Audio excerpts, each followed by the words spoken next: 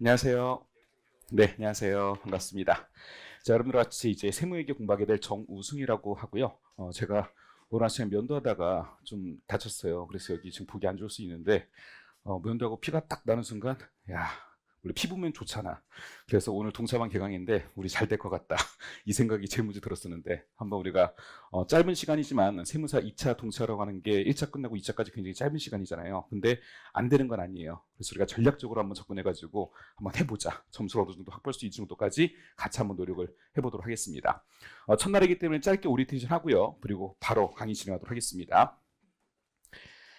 자, 그동안 여러분들이 수많은 이제 공부들을 했을 거예요. 1차 시험 때도 공부했을 것이고, 이제 2차도 이제 여러 가지 과목들을 공부해야 될 것인데, 세무회계 시험 같은 경우는요, 문제가 굉장히 많이 나와요. 많이 나오는데, 완전 우리가 못 봤던 문제들만 나오는 게 아니라, 거의 대부분의 문제들은요, 교과서에서 우리가 봤던 문제, 이 문제들이 출제가 됩니다. 교과서에서 봤던 문제. 안 봤던 문제가 나올 때도 있어요. 이거는 처음 보는 유형의 문제인데 하는 것들이 있습니다. 얼마 안 돼. 거의 조금이에요. 없는 애도 있고 그런 게 없는 애도 있고 나봤자 그건 전체 문제 중에 몇 개 안 됩니다. 근데 그런 것들은 틀려도 상관이 없는 게 나만 틀리는 게 아니라 넘들도 틀리기 때문에 전부 다 틀리기 때문에 변별력이 없어요. 그럼 우리가 할 건 뭐냐? 교과서에서 봤던 문제들, 많이 익숙한 문제, 이 문제들을 실수 없이 풀어내는 게 우리가 합격하는 거예요. 기본적인 문제들에 대해서 점수를 획득하는 거, 이게 우리가 할 일인 겁니다. 그래서 새로운 거 많이 보려고 하지도 마시고요. 일단 공부하는 범위를 굉장히 좀 축소시키셔야 돼. 책, 이게 다야.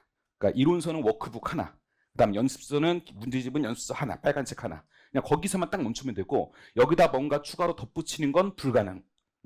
불가능. 하지 말아야 될 거. 그냥 요것만 딱 하고 거기서도 제가 발라드릴 거예요. 그것도 다 머릿속에 가져가는 게 가능할까요? 불가능하단 말이죠. 그래서 거기서도 갈 수 있는 거를 제가 발라드리고 갈 수 있는 거 선별해 드릴 거니까 그것만 반복해서 들어가자는 거예요.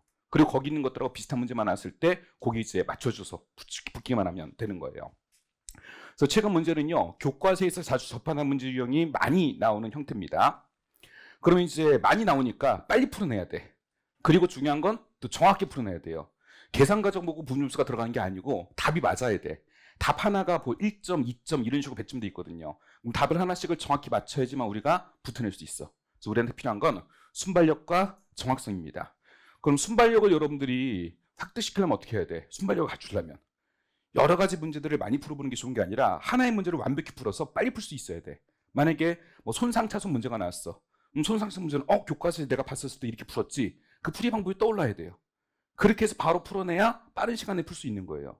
무슨 말씀인지 이해되시겠죠? 그래서 모든 문제를 한 번 학습 보다는 책에 있는 문제를 전체 문제를 딱 한 번 보는 것보다는 차라리 필수 문제, 중요한 문제를 두세 번 보는 게 훨씬 더 좋은 거예요. 어차피 시간이 제한돼 있잖아. 그러니까 우리 빨간 책에 있는 문제라도 이 기간 동안 한 번 볼 수 있다. 이렇게 한 번 보는 것보다는 문제 반만 추려가지고 한 번 보고 또 한 번 보고 두 번 보는 게 낫다는 거고 더 추려서 세 번 보는 게 더 낫다는 거예요. 그래야 머릿속에 훨씬 더 많이 들어가는 거니까. 무슨 말씀인지 이해되시겠죠? 그래서 전체를 한번 보는 게 우리가 할 일이 아니라 우리는 선별해서 여러 번 반복하는 게 그게 우리가 해야 될 일이다라는 겁니다. 그리고 절대 잊지 마실 게 100점 맞는 시험이 아니에요. 완벽하게 공부하려고 하시면 안 돼요. 완벽하게. 그러니까 모든 걸 완벽하게 하는 건 불가능해. 추려서 선별된 것만 완벽해줘야 돼. 선별된 것만. 나는 이거랑 똑같은 문제 나오면 무조건 맞춘다. 이 마음가짐으로 들어가야 된다는 거죠. 우린 커트라인만 넘기면 되는데 커트라인을 그냥 조금 넘어가면 좀 불안하니까 조금 여유 있게 넘는 방식으로 전략을 좀 짜두셔야 됩니다. 자, 앞으로 강의 운영 방법을 좀 말씀드릴게요. 세법 워크북 가지고 이론 내용 정리할 거고 빨간 연습서 가지고 문제풀이를 같이 하게 될 것인데요. 워크북에 있는 이론 내용은 100% 계산형 문제를 풀기 위한 이론들만 볼 거예요. 그리고 이 이론 내용들을 하나하나 체계적으로 지금 정리할 시간이 없어. 그러니까 정리는 체계적으로 할 건데 이거 이런 겁니다. 이런 겁니다. 하나하나 자세히 세법 개론 시간부터 설명하는 방식으로 그렇게 들어갈 수는 없어요. 그래서 여기서 입금산입이 뭐다. 이거 의미 없잖아.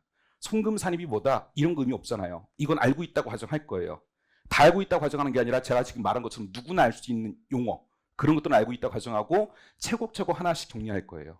그래서 실전형에 맞게 이론 정리도 할 겁니다. 그냥 하나하나 쭉 설명해 가면서 알아서 정리하세요가 아니라 정리를 제가 여기서 해드릴 거예요. 이거 암기할 거, 이거 기억해야 될 거, 이거 체크해야 될 거. 그런 식으로 정리를 좀 해나갈 겁니다.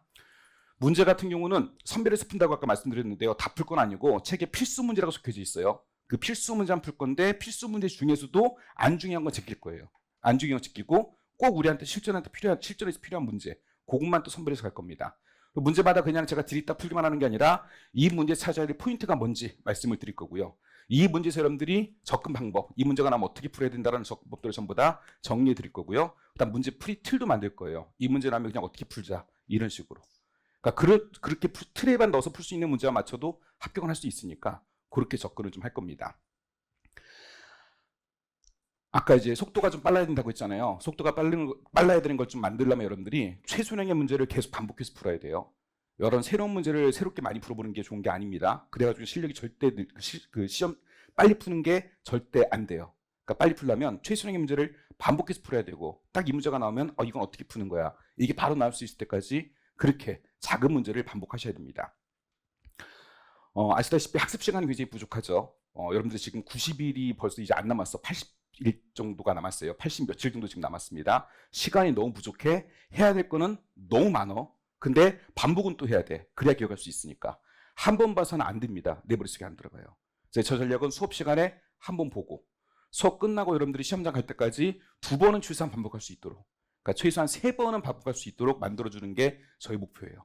그래서 이 과정 끝날 때까지 일단 수업 따라가면서 한 번 그렇게 보고, 끝나고 한 2주 정도 여러분들이 반복 한 번 또 보고, 시험 일주일 전에 마지막 전체 또 한 번 볼 수 있게 그 정도 양을 만들어 드릴 거예요. 그러니까 양만 드립다 많이 주고 반복해라, 못해, 할 수가 없어.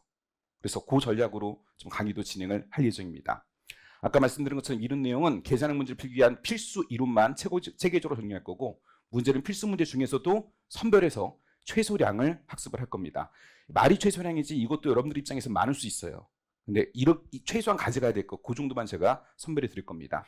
그리고 온라인으로 이제 개설되는 소득 부과, 실강은 지금 법인세만 진행하잖아요. 그래서 온라인 진행되는 소득 부과 같은 경우는 제가 1월 달에 유예반을 촬영한 강의예요. 유예반 강의니까 사실 그 강의는 세무회계 전체 강의거든. 저지 강의라서 1차생도 듣고요. 2차 동차생도 많이 듣고요. 그 다음에 유예생들까지도 학습하는 과정이에요. 근데 유예랑 동차랑 세무회계는 큰 차이는 없어. 큰 차이는 없는데 어쨌든 여기서는 이제 문제가, 모든 문제가 다 풀이가 됩니다. 근데 여러분들이 만약에 이 과정으로 요거를 이제 학습하신다라고 한다면 우린 시간이 부족하니까 수업 시간에 풀더라도요, 책에 필수자가 안 붙어 있는 문제들, 예를 들어서 그냥 동차라고 붙어 있는 문제가 있어요. 필수자 없이 그냥 동차, 안 중요한 거야. 그런 것들은 그건 안 풀어도 돼. 안 봐도 돼. 그냥 스킵. 유해자 붙은 문제를 여기서 정우승이 풀고 있다. 스킵. 안 중요하다는 거야. 그러니까 유해자라는 건 유해 생명 꼭 보세요가 아니라 유해니까 이런 것도 한번 해놔야 되지 않겠습니까? 하는 게 유해생 문제야. 안 봐도 돼. 그 다음 동차자 붙은 거, 필수 안 붙은 거, 동차자 붙은 거. 동차생이면 할 수 있는데 시간 있을 때 봐라. 이게 동차야. 시간 있을 때 봐라. 시간 없을 땐 못 봐. 그러니까 그런 거 다 날리세요. 그런 거 날리면 이게 한 21회에서 한 강 더 있거든. 21회 하고 한 강 더 있는데 그럼 20회 이하로 좀 줄어들 수 있어요. 20회로 줄어들고 일주일에 여러분들이 3회씩만 수업을 들으면, 1회씩만 3회씩만 들으면 6주면 끝날 수 있어요. 그러니까 지금 저희 법인세 끝날 때 같이 끝날 수 있어요. 그래서 법인세 끝나고 이걸 하려고 하면 안 되고요. 안 되고 지금 수업 들으면서 이번 주에 법인세 3회 할 거잖아. 그러면 기타세도 여러분들 주말에 요걸 3회를 해주세요. 같이. 그렇게 해야 6주 만에 세무계가 다 끝날 수 있어요. 할 게 너무 많아. 어떡하지? 해야 돼. 그리고 이 온라인은 좀 그게 되잖아. 2배속. 제가요 2배속 해도 그래도 또렷하게 들려요. 제가 들어봤어. 괜찮더라고. 그래서 따라갈 수 있어요. 따라갈 수 있으니까 밀리면 나중에 절대 안 됩니다. 밀리면 안 되기 때문에 3개씩을 같이 따라서 들어주시면 그럼 6주 만에 다 끝낼 수 있을 거다. 그 다음 문제 나왔을 때 필수 문제 아닌 거 풀고 있다? 제끼세요. 필수 문제 딱 붙은 것만, 그것만 들어간다. 나머지는 그냥 호치키스 찍어놔도 돼. 나 이건 안 보는 문제, 이런 식으로 해가지고 그렇게 해놔도 돼요. 지금은. 이해되시겠죠? 어쨌든 우리가 붙는 게 목적이니까 짧은 시간 내에 붙을 수 있는 점수로 올려놔야 되는 거기 때문에 거기에 맞춰서 전략을 좀 짤게요. 강의 순서는 법인세 18회인데 18회 동안 끝내본 적이 한 번도 없어요.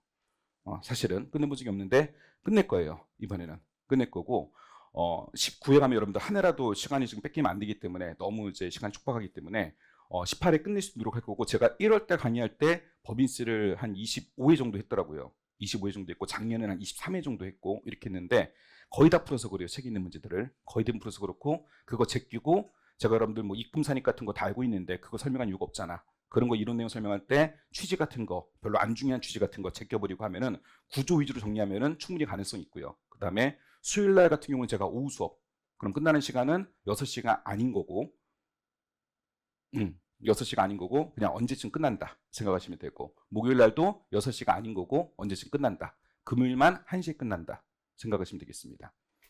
그러니까 시기 보지 않으셔도 돼요. 그렇다고 뭐 아주 늦게 뭐 9시까지 강의하고 이러지 않아. 그렇게 하지 않고 많아봤자 1시간, 많아봤자 1시간, 그다음 적으면 뭐 20분, 10분 이렇게 될 수도 있으니까 조금 더해도 그거는 이제 진도 빼기 위해서 하는 거니까 그건 양해 부탁드리고, 일단 노력을 할게요. 18회 끝낼 수 있도록 노력하고, 소득 부과는 지금 온라인으로 21회 플러스 하루 1시간인데 아까 말씀드린 것처럼 필수 문제만 정리한다면 20회 이하로 떨어질 수 있습니다. 이것도. 그 다음에 이제 기업 구조 개편 한 번도 공부한 적 없을 거예요. 연결납세, 그 다음 그 밖에 법인세, 미완료 소득에 대한 법인세, 토지 등 양도소득 법인세, 그 다음에 퇴직 양도소득세, 이런 거 1차 때 공부해 보신 적이 없을 거야. 세무서 설치하는 뭐 계산형도 안 하더만 여러분들이. 난 처음 들었어. 4488 이런 전략이 있다면서요. 그 1차 때 회계학 40, 세법 40, 그 다음 뭐 재정학 80이 돼요. 재정학이.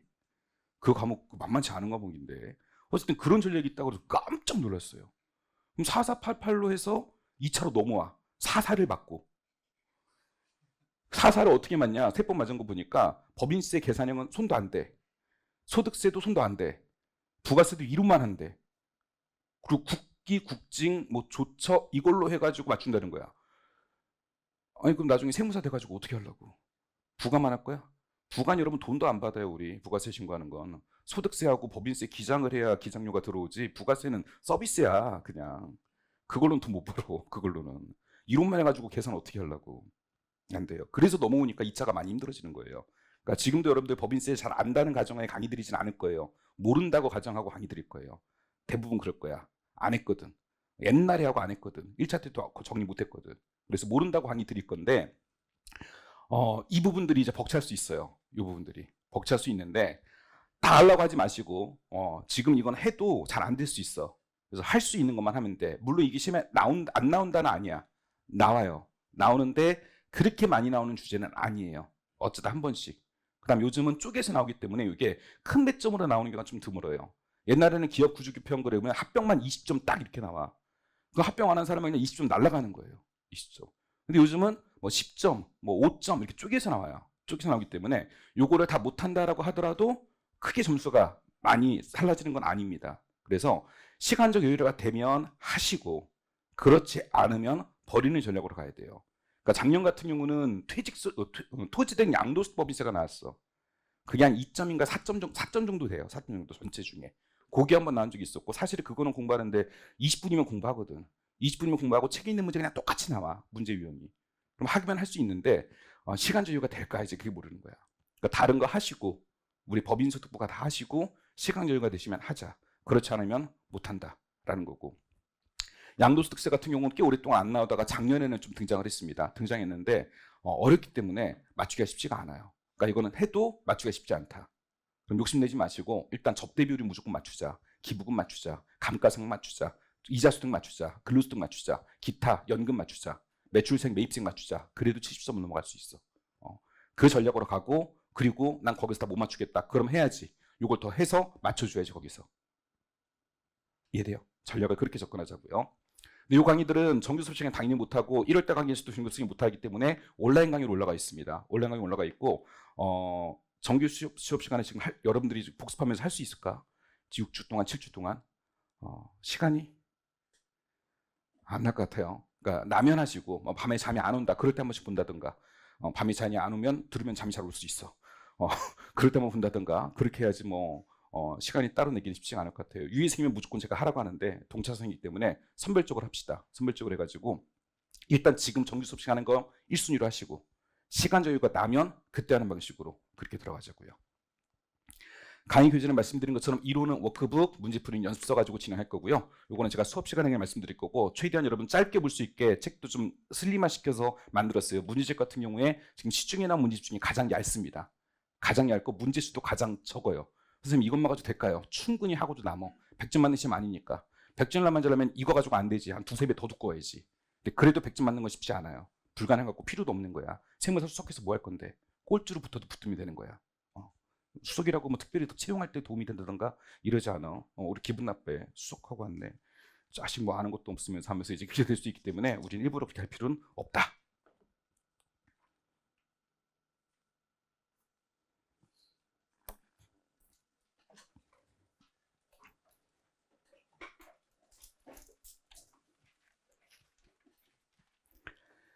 자, 법인세 챕터 1부터 들어갈 거고요. 오늘은 아마 3장의 입금 부분, 여기 이론 내용까지는 정리를 좀 할 예정입니다.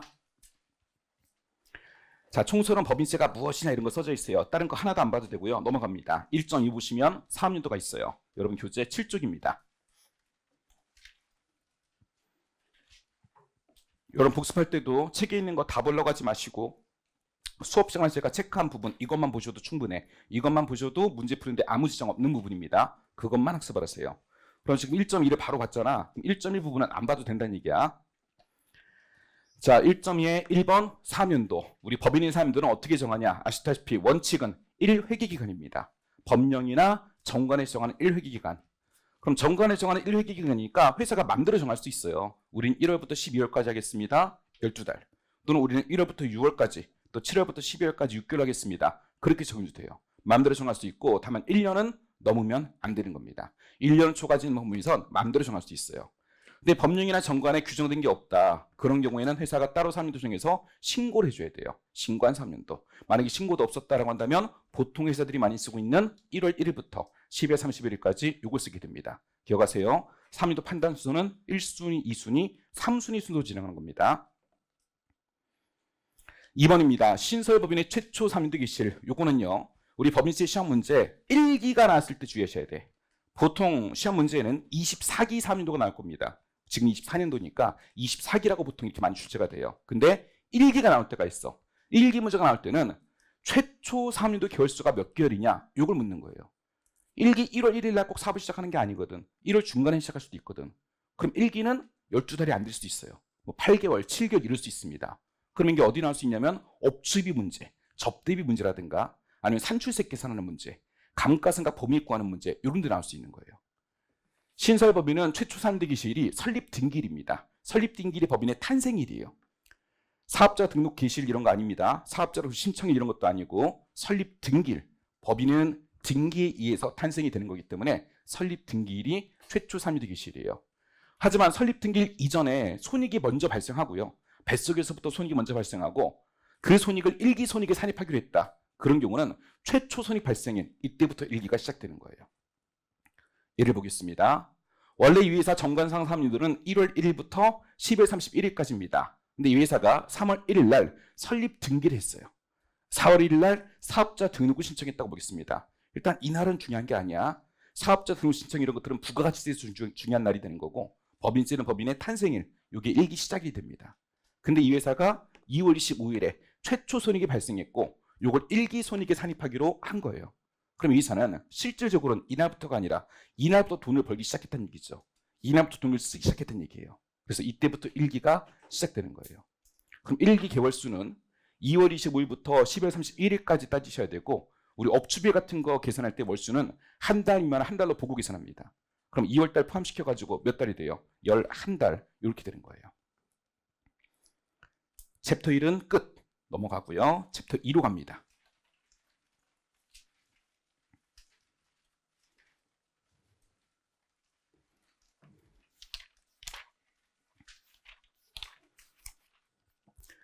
자, 챕터 2는 세무조정과 소득처분 원리를 공부하는 챕터입니다. 먼저 2.1에 세무조정부터 먼저 보도록 하겠습니다. 먼저 정의부터 하나 들어갈게요. 우리 각사함도 소득금액이라 하는 거의 용어.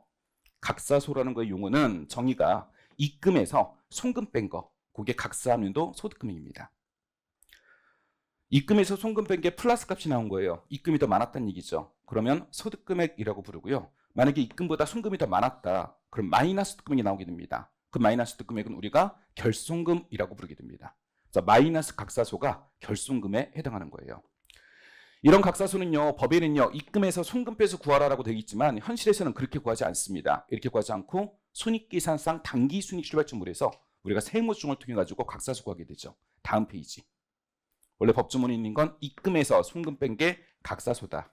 근데 현실에서는요, 손익계산서에 있는 당기순익 여기다가 세무조정을 통해서 각사함수득 금액을 구하게 됩니다. 세무조정은 크게 두 가지, 가산조정과 차감조정 두 가지 있고요. 가산조정은 입금산입과 송금불산입, 차감조정은 송금산입과 입금불산입 여기 있는 거예요.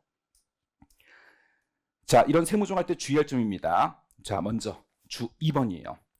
세법상 동일한 효과를 나타내는 입금산입과 송금불산입의 구별 또는 송금산입과 입금불산입 구별은 실익이 없다라고 돼 있죠. 무슨 얘기냐면 여러분 입금산입과 송금산입은 같아. 똑같은 거야. 선생님 이거는 수익을 늘리는 거고 이건 비용을 부인하는 건데 다른 거 아닙니까?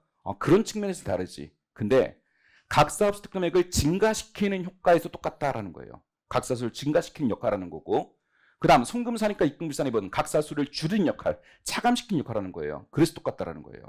보통 시험 문제 우리가 이런 세무종을 쓰라고 주로 나오는데 만약에 수업 시간에 선생님이 칠판에 풀이한 것은 입금산입이라고 쓴 거예요. 입금산입. 근데 책의 답에는 송금불산입이라고 써져 있는 거예요. 그럴 수 있어. 이 두 가지가 그럼 달리 푼 거냐? 달리 푼 거 아니에요.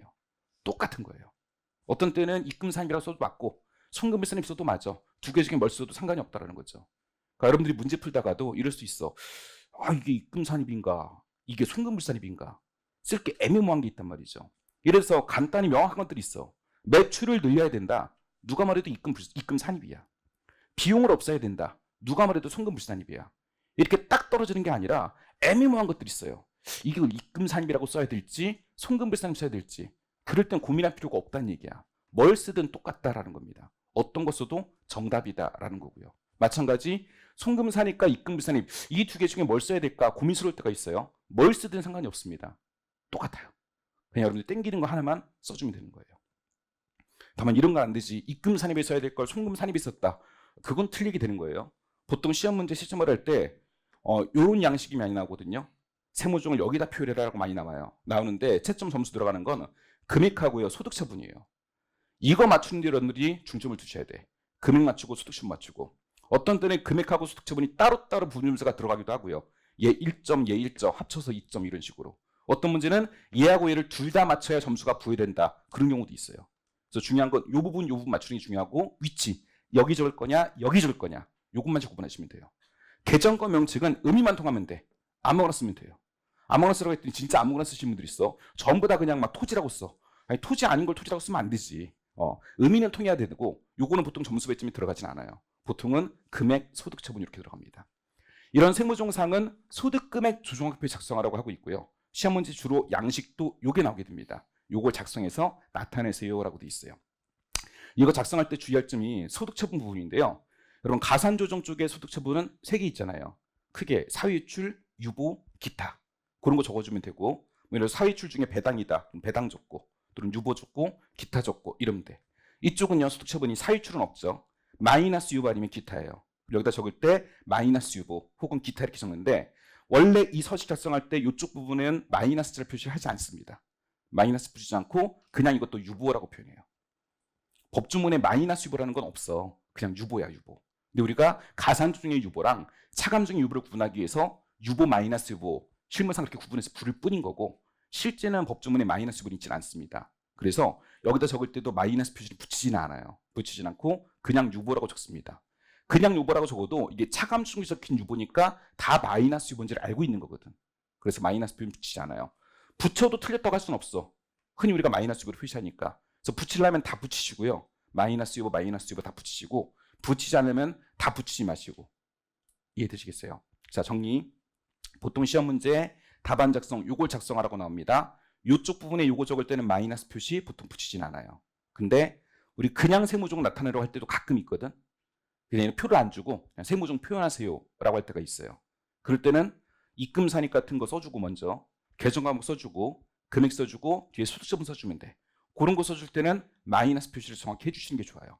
예를 들어서 송금산입을 했다.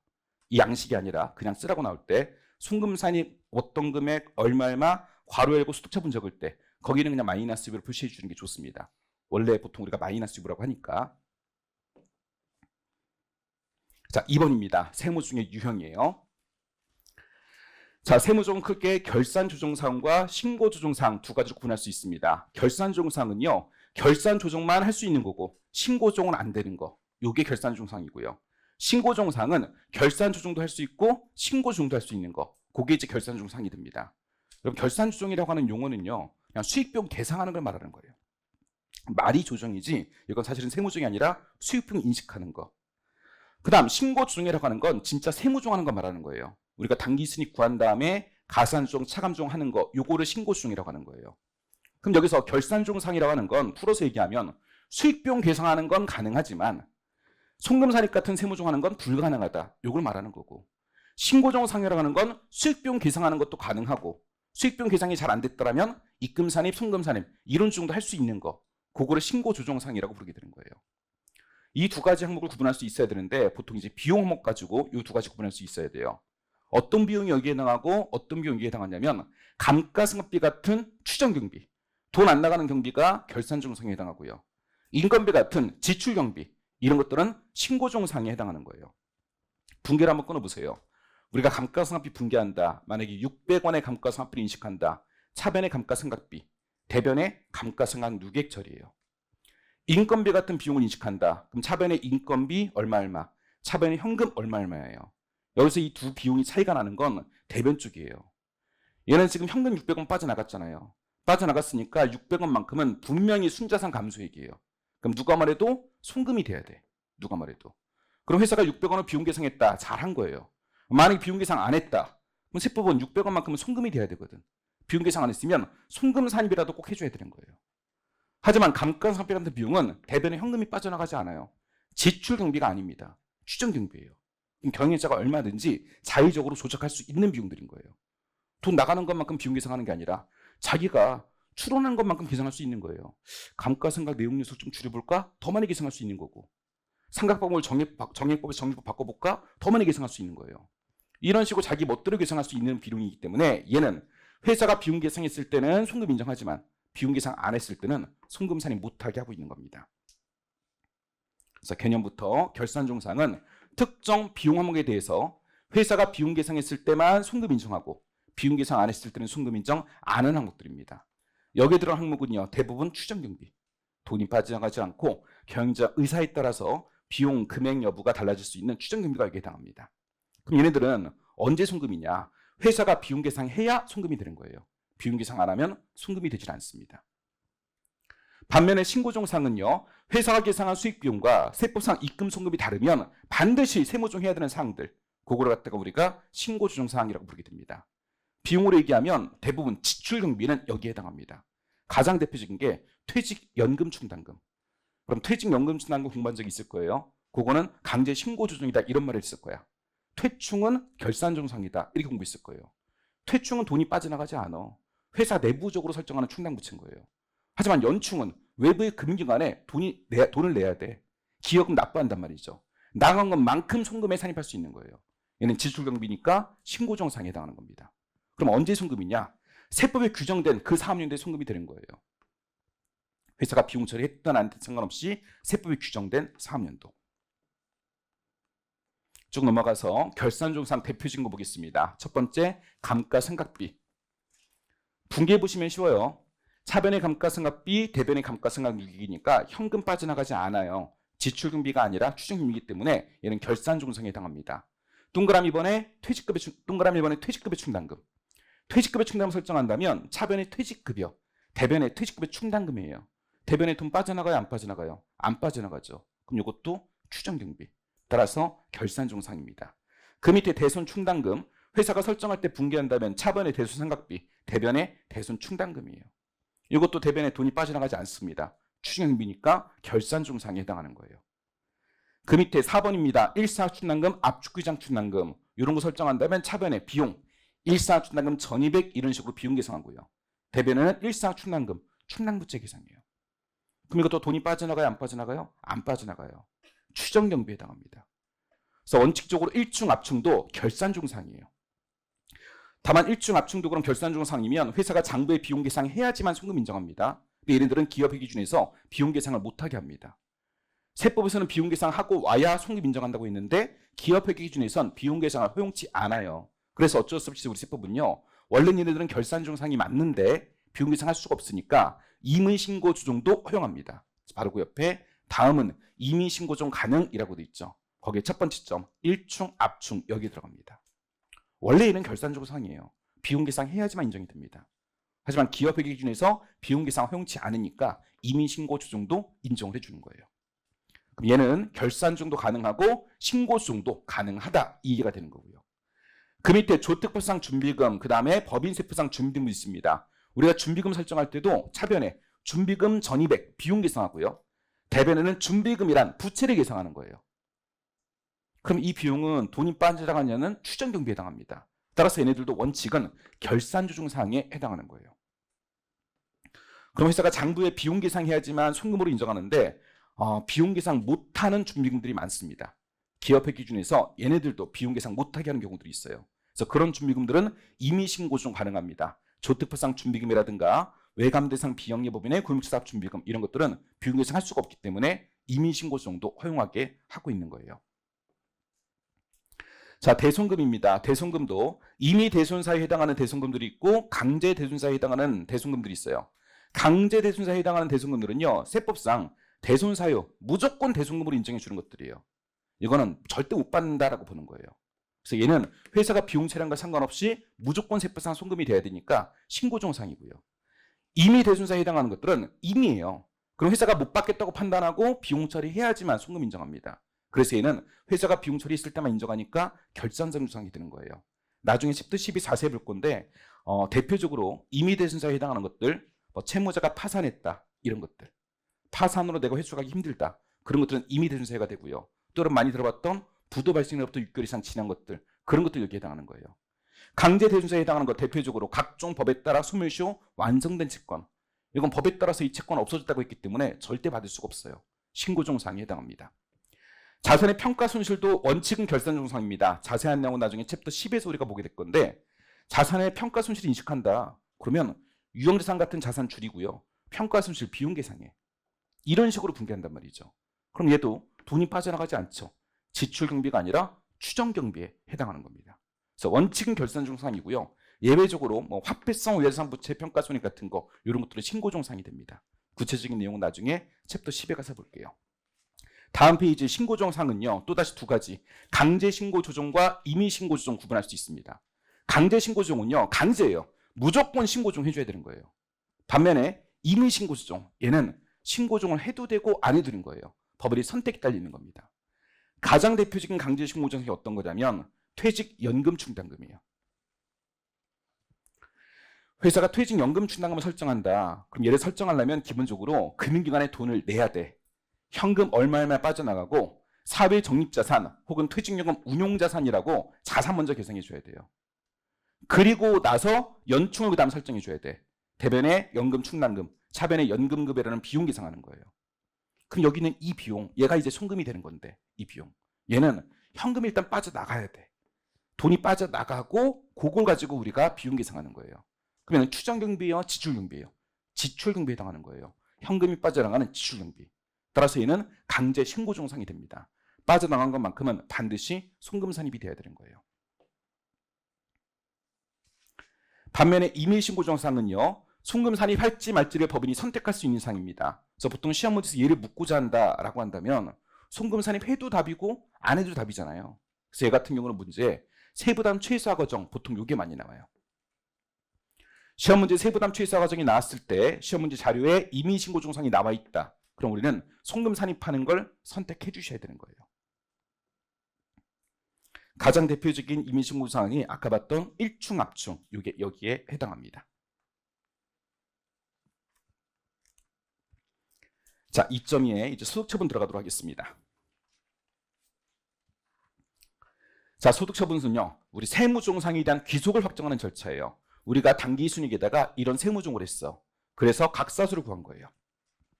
근데 세무종한 금액이 기업 내부에 남아있냐, 기업 외부에 나갔냐, 요거를 밝히는 절차가 소득처분이 되는 거예요.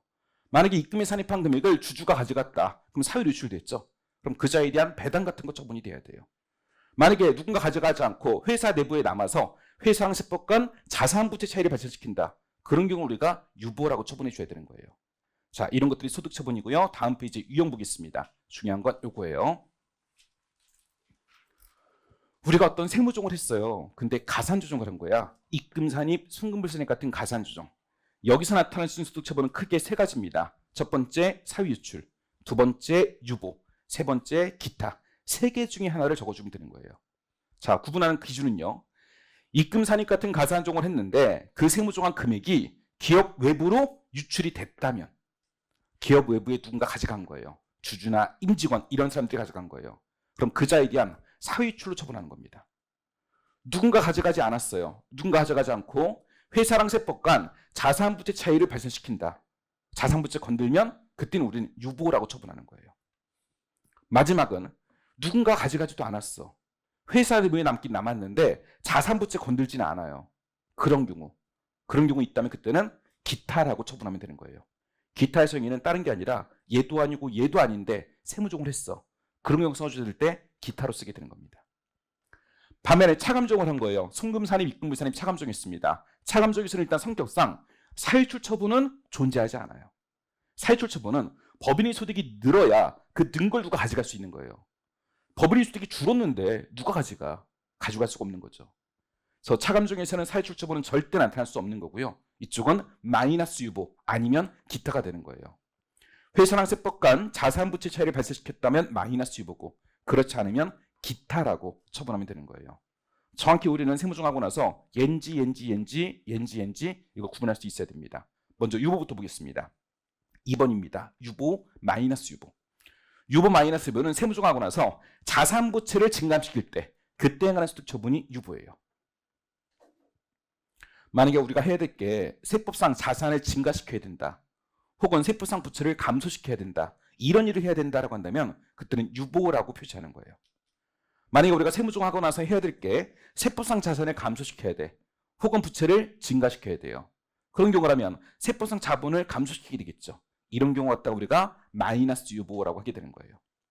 즉 자산부채 건들 때 유보 마이너스 유보하는 거고 그럼 자산부채는 영원히 존재하는 게 아니에요. 언젠가 없어져. 자산은 나중에 상각하거나 처분할 때 없어지게 돼 있고요. 그다음 부채는 나중에 갚으면 사라지게 되는 거예요. 그래서 얘네들은 자산부채에 딸려 있는 건데 자산부채가 없어지면 유보도 존재할 이유가 없어요. 그때 유보는 추인해줘야 됩니다. 2번입니다. 유보의 사후관리. 지금 만약에 우리가 유보나 마이너스 유보 있어요. 그럼 나중에 언젠가 마이너스 유보 얘로 없애줘야 되는 거고요. 유보가 없어진 형태는요. 크게 세 가지 형태가 있습니다. 첫 번째 자동 추인, 2번 수정회계실의 추인, 세 번째 일정 요건 충족 추인이에요. 가장 대표적인 건 여러분 동그라미 3번 일정 요건 충족하면 추인돼요. 대표적으로 자산을 팔았다. 그럼 유보 추인하면 돼. 만약에 이 자산에 유보가 100원이 있어요. 또 올려봐라. 자산 100원, 유보가 어떤 자산에 유보가 100원이 있어. 근데 그 자산을 다 팔았어. 나중에 다 팔았으면 유보는 다 추인하면 돼. 100원 마이너스 유보로. 자산을 반 팔았으면 유보도 반만 추인하면 돼. 50원 유보. 자산을 20% 팔았어. 유보도 20%만 추인하면 돼요. 일반적인 경우는 유보 남아있는 잔액의 처분 비율, 자산 양도 비율 곱한 것만큼 추인하면 되는 거예요. 일반적인 논리는 이래. 그런데 아닌 경우 있어요. 예외가 있습니다. 일단 요건 질문 드려볼게요. 요 체질은 생각해보는 게 좋아요. 여러분들이 요거는 기본적으로 알고 있어. 자산을 팔았으면 요걸 추인하는 거고 자산을 반 팔았으면 요도 반 추인한다. 20% 팔았으면 20% 추인한다. 왜 그래요 근데? 왜 20% 팔았으면 유보로 20%만 추인해야 돼요? 좀 어이없지. 갑자기 알고 있는 걸 물어보니까 당연히 알고 있는 거. 되게 당연한 게 아니고요. 당연한 게 아니고 자산이 지금 빠져나가잖아. 자산이 빠져나가잖아요. 그죠? 붕괴하면 자산을 팔았을 때 자산이 빠져나가. 대변으로. 빠져나가는 자산가액이 그 20%는 차이 나니까 그래서 우리가 추인하는 거예요. 다른 어떤 심오한 논리가 있는 게 아니야. 빠져나가는 자산가액이 차이가 있어서 그런 거예요. 간단하게 여러분 회사가요. 토지를 샀어. 안 써도 돼요. 1,000원 주고 샀어요. 그리고 취득세를 20원만큼 지출한 거예요. 근데 취득세를 토지원가에 집어넣지 않고 세금과 공과라고 회사가 비용 계산한 거예요.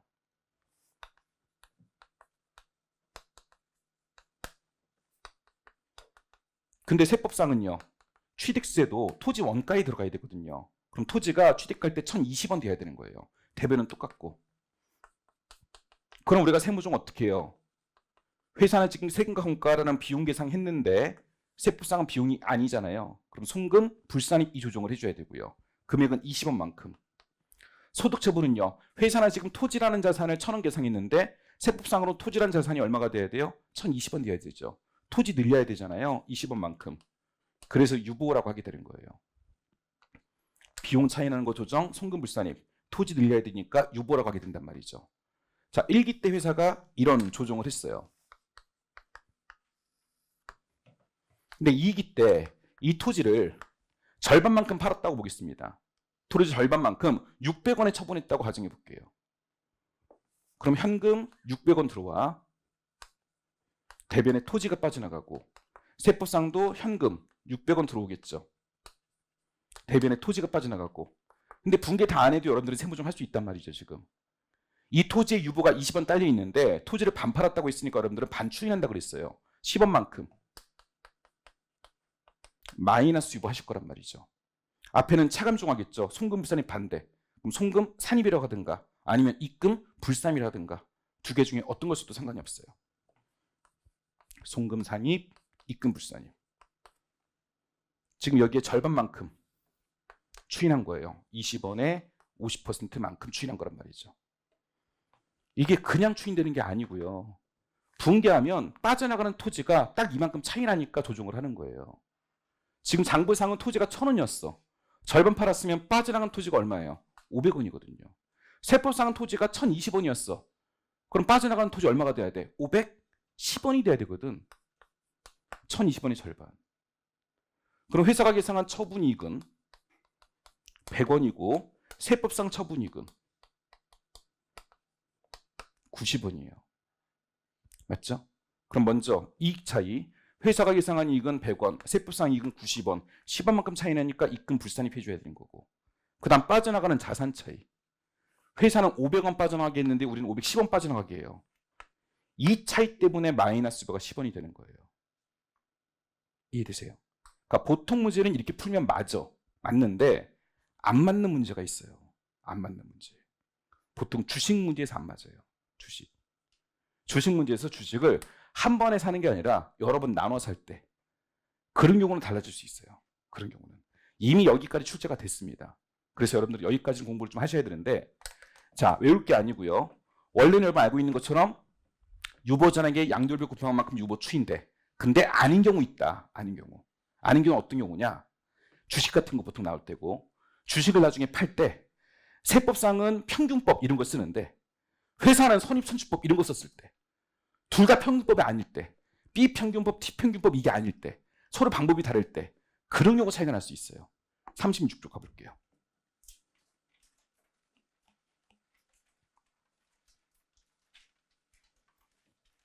이번에 자산 양도시 유보의 추인. 일반적으로는 양도비율 곱한 만큼 추인합니다. 근데 항상 이런 논리가 적용되는 건 아니에요. 아닌 경우가 몇 군데 있어요. 예를 좀 볼게요. 자, 주식을 가지고 얘기해 볼게요. 1기 때 회사가 A 주식 10주를 취득했어요. 이건 취득한 거고 10주. 매입가액이 100원이고 시가는 200원. 특수한 게 있는 개인으로부터 매입했다고 보겠습니다. 일단 장부상은 한 주당 얼마 주고 샀어요? 도와줘. 어려운 거 묻지 않을게요. 절대 나와서 풀어본다던가 이거 풀어보세요 이렇게 안 물어볼게. 그러니까 써져 있는 거 있고 이렇게 할게요. 왜냐면 집중시키려고. 그러니까 나만의 노하우. 여러분들 졸까봐 또 시간이 주시고 이렇게 하면은 오준 수업 뭐 있죠? 고봐 세법 하겠잖아. 당연히 졸려. 하루 종일 세법 하면은 사람이 돌아버리거든. 근데 이럴 때 실력이 확 늘 수 있어요. 하루 왼종일 세법 해봐. 이거는 전 세계 여러분밖에 없어. 이게 하루 종일 세법 하시는 분들은 이거는 괜찮은 일이야. 하면 좋아. 자, 가볼게. A 주식 10주를 한 주당 100원에 샀어요. 그럼 회사는 1기 때 현금 1,000원 빠져나가고 주식 1,000원 기록하는 거란 말이죠. 어렵지 않아. 근데 시가 200원이고요. 특수관계 있는 개인으로부터 매입한 거예요. 그럼 우리가 챕터 3 입금 파트에서 공부할 건데 특수관계 있는 개인으로부터 유가증권을 시가보다 저가로 매입했다. 그럼 입금산입 특례가 적용되죠. 시가를 취득가로 보게 됩니다. 그럼 세법상은 이때 분개가 어떻게 되냐면 현금은 1,000원 빠져나갔어요. 근데 주식가액은 시가 200원으로 한 주당 200원으로 기록을 해줘야 돼. 주식은 2,000원이 돼야 됩니다. 그리고 매입가액과 시가의 차이만큼은 입금이 돼야 되는 거예요. 그럼 세무조정 입금산입 1,000원 해주고요. 주식 1,000원 늘려야 되니까 유보가 생긴 거예요. 됐습니까? 자, 유보는 어떤 자산에 대한 유보? 어떤 자산? 주식이란 자산에 대한 유보예요. 그것도 몇 기 주식? 1기 주식. 자, 이제부터는 그냥 주식에 대한 유보라고 말 안 하고 1기 주식이라고 말할게. 1기 주식. 1기 주식에 대한 유보인 거예요. 요거는. 2기입니다. A 주식 10주를 또 샀어요. 이번에 한 주당 200원 주고 샀고요. 시가도 200원입니다. 그러면 이거는 뭐 저가입, 고가입도 아니죠. 세법상도 취득가액은 200원이 되겠네. 분개 보겠습니다. 이기 때 회사는 주식 2,000원 주고 샀고 대변에 현금 빠져나가겠어요. 세법상도 주식 2,000원이야. 똑같이 현금 2,000원이고 차이가 있어요, 없어요? 없어요. 세무정 없습니다. 요거는 1기 주식, 요거는 2기 주식이야.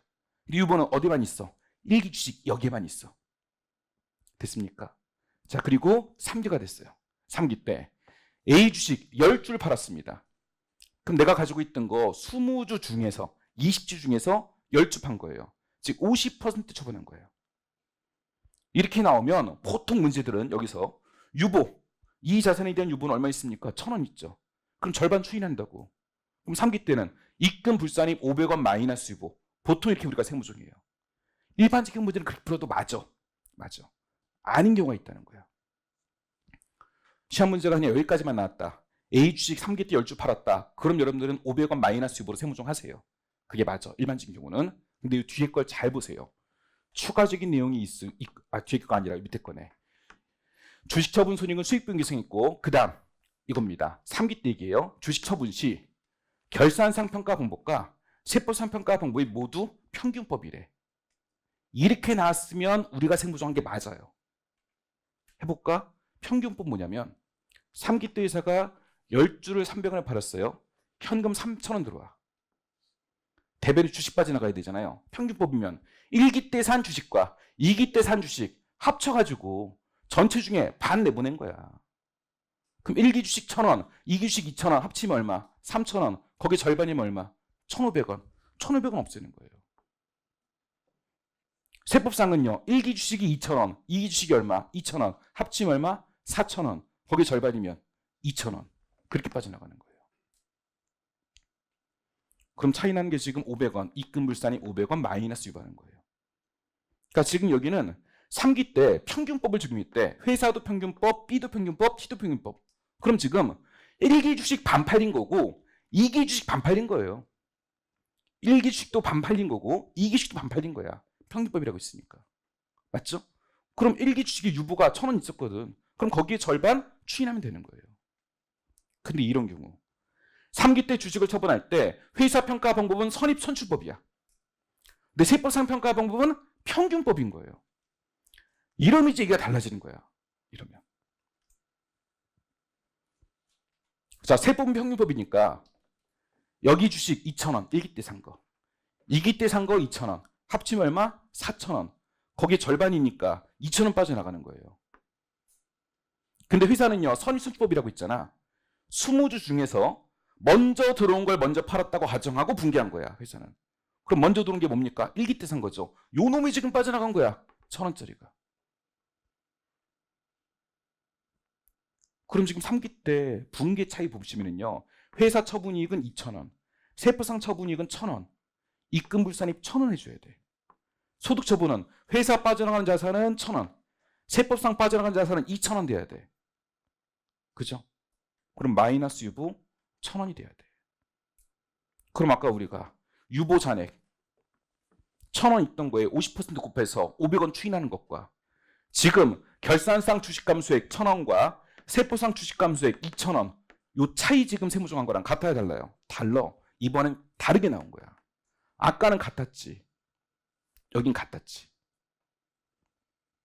이번엔 다르게 나온 거예요. 그래서 문제가 그냥 아무런 가정도 없이 반 팔았다 이렇게 나왔으면 그냥 반 추인하시면 돼.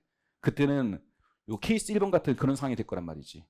그리고 팔았을 때 B는 평균법, T도 평균법, 평균법으로 같아. 그러면 이렇게 풀면 돼. 우리가 원래 알듯이. 근데 팔았을 때 B랑 T가 달라. 방법이. 평균법이 아니야. 그러면 달라질 수 있는 거예요. 이런 게 여러분 이미 알고 있는 게 있어. 어떤 경우 있을까? 감자시 유제배당 공부한 적 있죠? 들어본 적 있지?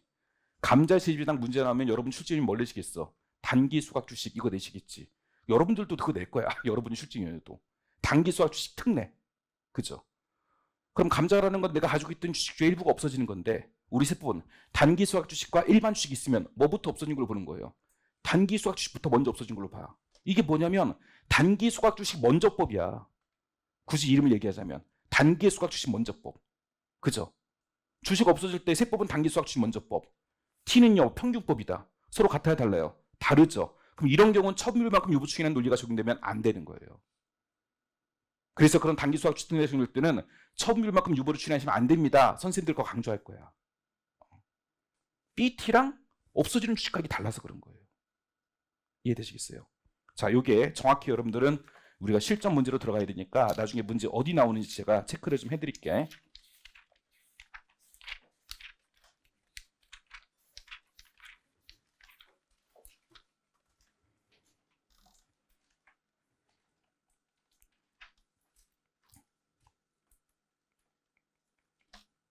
실전형 문제로는 3장 문제 8번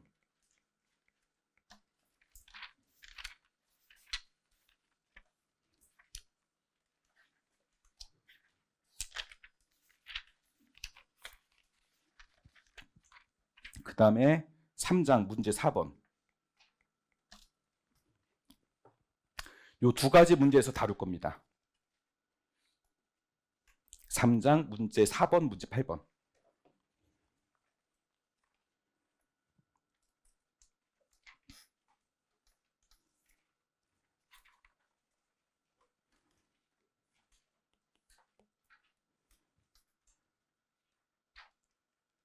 그러니까 이론도 조금 여러분 실전에 맞는 이론이 있거든. 실전에 맞는 이론. 그러니까 정리를 해줘야 되는 것들이 있어. 지금 이런 것들 정리해줘야 돼.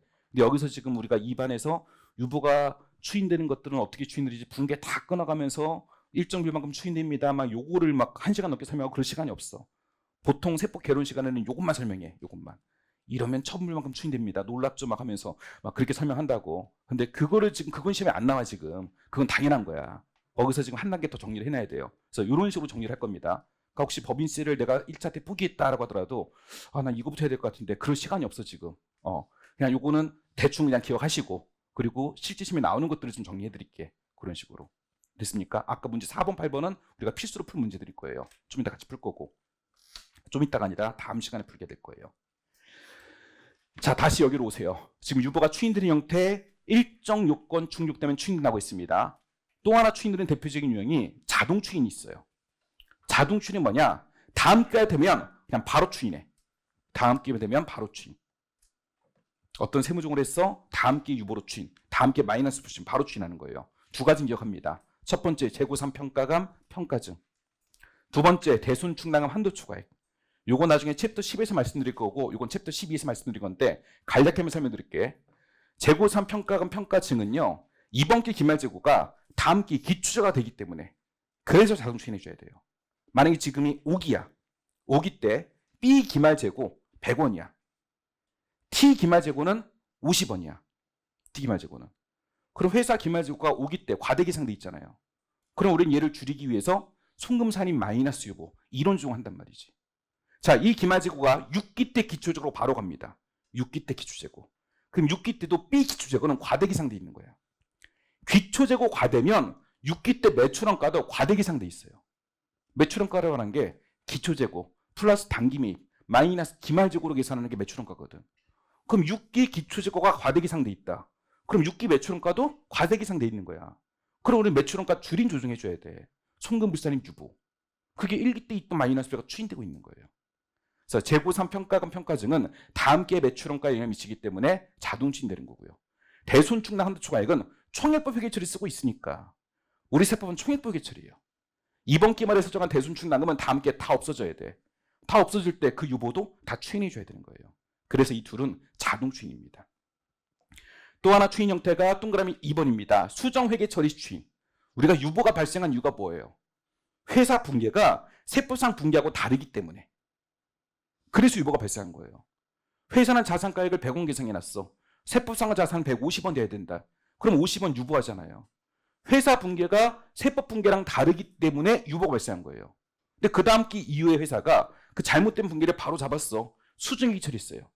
그럼 B랑 T 간에 자산 부채가 차이가 있어요, 없어요? 없어졌죠. 그럼 그때 또 유보 추인해줘야 돼요. 잘못된 붕괴를 바로 잡았다면 잘못된 붕괴 바로 준 시점에 그때 또 유보 추인하면 되는 거예요. 그래서 유보는 보통 이런 시점에 추인되는 거고 여러분들이 수업 목적으로 기억할 건 얘 두 가지. 그 다음에 동그라미 3번에 예외 있다라는 거, 이 부분을 좀 기억해 두셔야 돼요. 자, 그럼 유보는 생겼다가 나중에 없어질 때까지 우리가 관리를 해줘야 돼. 유보를 관리하는 서식이 있습니다. 서식 이름 자적을표예요. 자적을표는 유보를 관리하는 서식이고요. 그 다음 자적가표라는 게 있습니다. 여기서는 세법상 자본을 계산하게 되는 거예요. 다음 페이지 자적을표. 얘는 작성할 수 있어야 됩니다. 거의 시험 문제가 소득금액 조정표를 작성하라고 나오는데 가끔 얘를 작성하라고도 문제 나옵니다. 자적을표는 유보만 적는 거예요. 소득처분 사항 중에 유보만 적는 건데 생긴 모양새부터 볼게요. 맨 앞에는 과목을 적어요. 계정 과목. 그 다음 그 옆에 칸은 기초금액이야. 1월 1일 현재 유보금액 요걸 적고요. 그 다음 단기 중 유보 증감내역입니다. 감소액이 적고 증가액이 적어요. 그 다음에 이제 기말잔액 적습니다. 기말잔액은 기초잔액에서 감소 빼고 증가 더해가지고 기말잔액 적는 거예요. 자, 일단 여러분 이번 기가 1기야. 1기 때 유보가 마이너스 유보 아니고 그냥 유보가 400원 처음 발생한 거예요. 유보 400원. 그럼 이번 기 지금 1기 때 1기 1월 1일은 당연히 기초금액 없는 거고 여기는 공란이고 처음 생겼으면 이거를 증가랑 감소랑 여기 적어야 돼. 제가 지금 유보가 생겼다 그랬죠. 어디다 적어야 될까? 증가란 처음 생긴 유보니까 증가란에 적어. 만약에 마이너스 유보가 처음 생긴 거야. 마이너스 유보. 증가란 감소란. 증가란입니다. 감소란 아니에요. 그러니까 오해하실 거 일단 오해하시는 거 잡아야 돼. 단기 중 유보가 처음 생겼을 때 플러스 유보는 증가란, 마이너스 유보는 감소란 아니야. 그렇게 적는 게 아니에요. 플러스 유보든 마이너스 유보든 처음 생긴 유보는 마이너스 유보는 다 증가란이야. 새로 발생된 유보가 증가란이야. 그럼 감소란은 뭐냐? 옛날에 있던 유보 중에서 추인되는 거, 없어지는 걸 여기다 적는 거예요. 없어지는 거예요. 자, 두 가지 구분 먼저. 증가란은 새로 발생된 유보, 감소란은 추인된 유보예요.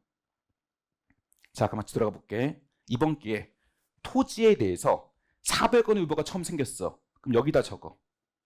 400원 여기다 적고 그리고 기말 전에 그대로 400원 되는 거야. 단기만 적어 400원. 다음 기가 됩니다. 다음 기 되면 토지라는 계정 과목에 기초금액 얼마 있는 거예요? 400원 있는 거야. 이해되시겠어요? 400원 있고 그 400원 중에 200원이 마이너스로 추인됐다고 보겠습니다. 마이너스 200원 추인된 거예요. 자, 이번 기회에 2기 중에 추인돼 있으면 그건 어디다 적어줘야 돼? 그건 이제 감소란 적는 거야. 200원. 근데 제가 지금 200원이 마이너스로 추인됐다고 말했습니다. 그럼 여기다 적을 때 마이너스 200이라고 적어야 될까? 그냥 200이라고 적어야 될까? 다시 맨 처음 여기 그냥 400이야. 부 생각하세요. 부 없이 400. 부 없이 400. 여기 부 없이 400이 온단 말이지. 2기 때. 그리고 그 중에 200원이 추인됐어. 우리가 세무적은 마이너스 유보라고 해. 그럼 여기다가 마이너스 200 적잖아요. 그럼 얘네 둘 사이에는 이미 마이너스 부가 있거든. 마이너스 부가. 여기서 이걸 빼야 돼. 그럼 400 마이너스 200 그러면 플러스 600이 돼.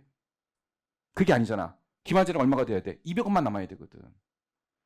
그래서 플러스 유보 400원이 추인될 때는요. 그냥 200이라고 적어요. 마이너스 부라고 세무정하더라도 그냥 200이라고 적어요. 반대로 해볼까? 자, 쓰지 말고 처음 생긴 게 마이너스 유보 200이야.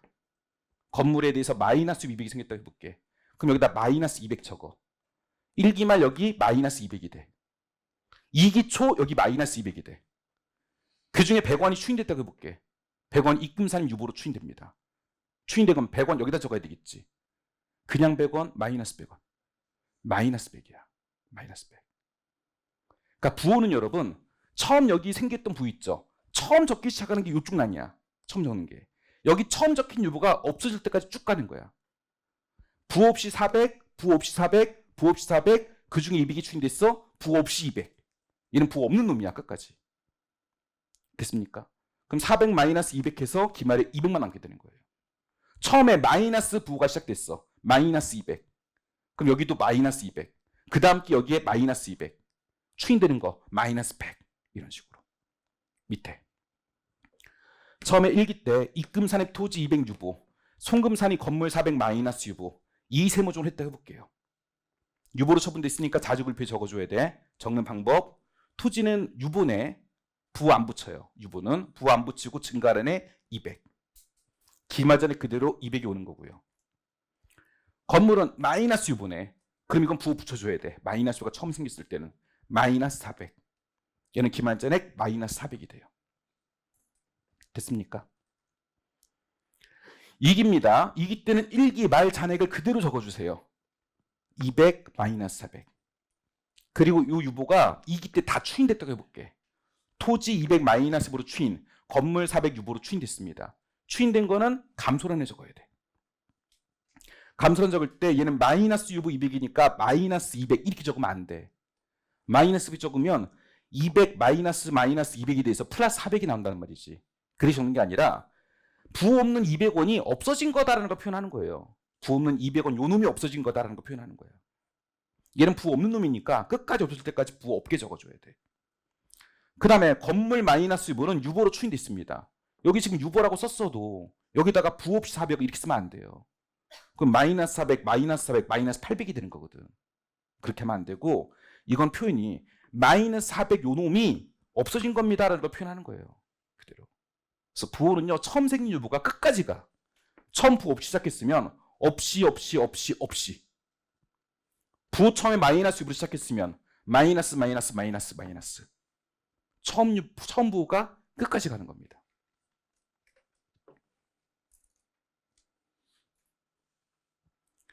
그래서 새로 생긴 유보 적을 때는 유보는 부호 없이 적으시고 마이너스 유보가 발생했으면 마이너스 부호 붙여서 기재하세요.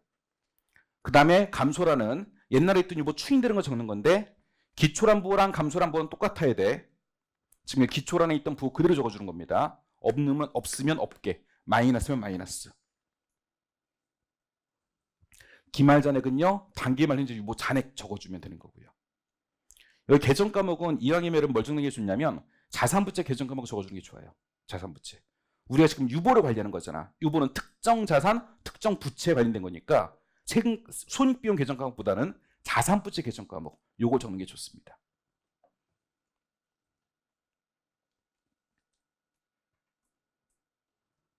그럼 지금 1기 같은 경우에 다른 세무점 없다고 해볼게요. 다른 세무점 없고 두 개만 있어. 기말 유보 잔액의 합계. 합계는 어떻게 될까? 플러스 200 마이너스 400이니까 마이너스 200이 되겠지. 그게 뜻하는 바가 뭘까요? 마이너스 200의 의미. 마이너스 200은 1기 말 회사의 모든 자산부채와 결산상 모든 자산부채와 세법상 자산부채의 전체 차이가 얼마 있다? 200원만큼 차이 난다. 그거예요. 전체 자산부채 차이는 뭐랑 똑같은 거냐면 자본의 차이가 되는 거예요. 자본의 차이. 그래서 자족을표 기말 잔액의 합계액은 단기말 B 자본과 T 자본의 차이. 그걸 말하는 거예요. 기말 잔액은 단기말 현재 T 자본과 B 자본 요거의 차이가 됩니다. 그럼 만약에 우리가 단기말 세법상 자본을 구해야 된다. 단기말 세법상 자본. 그러면 재무상태표상 자본에다가 아까 자족을표에 기말 잔액이 있던 거 있죠. 그걸 반영해야 T 자본이 되는 거야. 유보라고 하는 게 B 자본과 T 자본의 차이라고 있잖아요.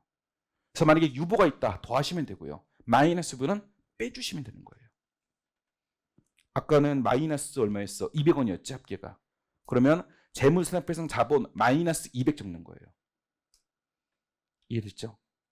그럼 세법상 자본은 재무상태표상 자본보다 200원 적다라는 겁니다. 여러분 자본은 언제 쓰여? 한 법인세 공부하셨으니까 자본 쓰이는 거 본 적 있어요? 의제배당 같은 거 조정할 때 자본, 거긴 자본 중요하다. 그거는 그래도 피투자회사의 자본이 중요했지. 피투자회사의 어떤 잉여금 자본들이면 이런 게 중요한 거고. 보통 법인세 세무활동에 자본이 나온 적이 없어. 그렇잖아요. 옵추비든 기부금이든 뭐든 세법상 자본 쓰인 적이 없어. 딱 하나 쓰이는 게 청산소득. 청산소득에 대한 법인세 구할 때 이때 쓰여요. 잠깐 여러분 아까 그 특수주제 있잖아. 거기에 기업 구조규평거래 챕터에 저희 책은 기업 구조규평 챕터에 청산소득이 들어가 있거든. 만약에 나는 다른 합병분할은 아무것도 못하겠다. 그럼 청산소득만 하셔. 청산소득. 그걸 시험에 많이 나와. 청산소득 올해도 나올 것 같아. 느낌에. 아니면 내년에 나올 거야. 어쨌든 나올 가능성이 높은 부분이야. 그건 회계사 시험, 세무사 시험 많이 나왔거든. 그러니까 딱 하나만 한다. 청산소득 법인세는 하자. 시간도 많이 안 걸려. 이론 내용 설명할 때 한 10분? 문제 푸는 거 한 3분이래. 그냥 오늘 들어버려. 그냥 오늘 잠자기 전에. 그리고 벌써 하나 잡는 거야. 그렇게 해서. 그러니까 그거는 다른 합병은 너무 어렵거든 사실. 어렵고 양도 많고 하는데 청산수득은 금방 할 수 있어요. 그거는. 자, 세법상 자본 계산 보겠습니다. 이런 세법상 자본은요, 자적 가표라는 곳에서 계산이 돼요. 여기서 관리가 되고, 재무상태표상 자본에다가 단기말 유보 있으면 더하시고요, 단기말 마이너스 있으면 빼시면 되는 거예요. 근데 특이한 게 여기 하나 있어. 손익 미계상 법인세라고 하는 거, 얘를 빼라고 돼 있습니다. 이게 뭘까요? 여러분, 손익 미계상 법인세는 손익계산서에 계상이 안 돼 있는 법인세, 그거를 손익 미계상 법인세라고 부르는 거예요. 여러분 회계 공부했으니까 손익계산서 있죠. 손익계산서 맨 위에 매출액이 있고요. 그 밑에 매출 원가 있고요. 쭉 계산해. 그리고 아래쪽에 뭐가 있냐면 법인세 비용 차감 전 순이익이 나와. 그 밑에 법인세 비용이 비용으로 들어가. 그리고 당기 순이익이야. 손익계산서에는 아래쪽에 법인세 비용이라고 해가지고 여기에 법인세 반영이 돼. 자, 이 손익계산서에 있는 법인세 비용이 1,000원이라고 가정해 볼게요. 1,000원. 이 회사는 법인세 비용이 1,000원이야. 근데 이 법인세 비용 1,000원이 실제 납부하는 법인세랑 같아요? 다르지. 손익계산서에 있는 법인세 비용은 회계상 이익 가지고 만들어진 법인세예요. 회계상 비용일 뿐인 거야 이거는. 실제 납부하는 법인세는 이게 아니에요. 실제 납부하는 법인세는 우리가 이 당기순이익 가지고 와서 세무조정 해가지고 각사서 구하고 과표 구하고 산출세 구하고 총부담세 구하고 한 게 실제 법인세예요. 이 두 금액이 다를 수 있어. 그럼 손익계산서는 법인세가 1,000원이라고 돼 있는데 세법상 실제 납부하는 법인세는 1,200원이라고 가정해 볼게. 그럼 손익계산서에 반영이 돼 있는 법인세는 1,000원만 반영돼 있고 반영이 안 돼 있는 법인세 얼마 있어요? 200원 있지. 그게 손익미계상 법인세가 되는 거예요. 손익미계상 법인세는 손익계산서 계산이 안 돼 있는 법인세. 얘는 손익계산서에 있는 법인세 비용과 손익계산서 법인세 비용과 세법상 법인세 실제 내는 거 차이가 있는 금액 말하는 거예요. 가정 손익계산서에 있는 법인세 비용이 1,000원 돼 있어. 세법상 법인세 낼 건 1,200원 계산이 됐어요. 그럼 손익계산서 반영이 안 돼 있는 법인세는 200원입니다. 그럼 도대체 법인세를 자본에 왜 반영하냐라는 거예요. 자본에 왜 반영하냐. 자본 계산할 때 지금 빼야 돼. 이게 지금 법인세 아직 납부한 상태는 아니에요. 여러분. 법인세를 계산하는 거야. 12월 말에 3년도가 끝나고 나서 회사가 재무제표 만들고 그리고 지금 법인세 각종 서식 만드는 거예요. 그리고 법인세를 3월 말에 내. 자, 지금 시점은 세법상 자본을 계산하고 있으니까 12월 말 현재 자본 계산하고 있고 아직 법인세는 안 낸 상태야. 앞으로 내야 돼. 그럼 분계가 어떻게 되냐. 자, 회사는 법인세 비용을 1,000원이라고 지금 비용 계산한 거고 법인세를 아직 안 낸 상태야. 10일 말 현재. 그래서 미지급 법인세 1,000원이라고 계산하고 있는 거예요. 미지급 법인세 1,000원. 이건 비용이고 이건 부채예요. 부채 1,000원이에요. 근데 세법상은 법인세 비용이 얼마냐면 1,200원 돼야 되는 거야 지금. 미지급 법인세 얼마가 돼야 돼요? 1,200원 돼야 돼. 1,200원. 됐습니까? 그럼 회사가 계산한 부채는 1,000원이지만 세법상 부채는 얼마가 돼야 돼? 1,200원 돼야 돼. 부채 얼마 증가해야 돼요? 200원 증가해야 돼. 부채 증가하면 자본은 감소돼야지. 그래서 세법상 자본 계산할 때 빼주고 있는 거예요. 손익미계상 법인세 차이만큼 세법상 법인세가 증가해야 돼요. 세법상 부채가 증가해야 돼. 부채 증가니까 자본이 감소되는 겁니다. 이유. 세법상 미지급 법인세 부채가 증가에 대해서 결국은 자본이 감소돼야 되니까 이를 차감하는 겁니다. 선생님 모르겠는데요. 여기까지만 해 그럼. 이거 나오면 어떻게 해요? 틀리면 돼. 여기까지 맞추면 돼. 나와봤자 몇 점이겠어 이게. 이거 딱 구하라. 1점 아니면 2점이야. 나온 적 없다는 거. 딱 한 번 나온 적 있어. 아주 오래전에. 아주 오래 딱 한 번 나온 적 있었는데 못 맞춰. 맞출 수가 없는 문제야. 여기까지만 기억해도 충분하다라는 겁니다. 청산수득 계산할 때는 이런 거 나오지도 않아. 청산수득 문제 쓰는 거 나오지도 않아요. 청산수득 계산할 때 세법상 자본 쓰이는데 그거는 정리하자고 있습니다. 그건 시험에 나올 수 있으니까.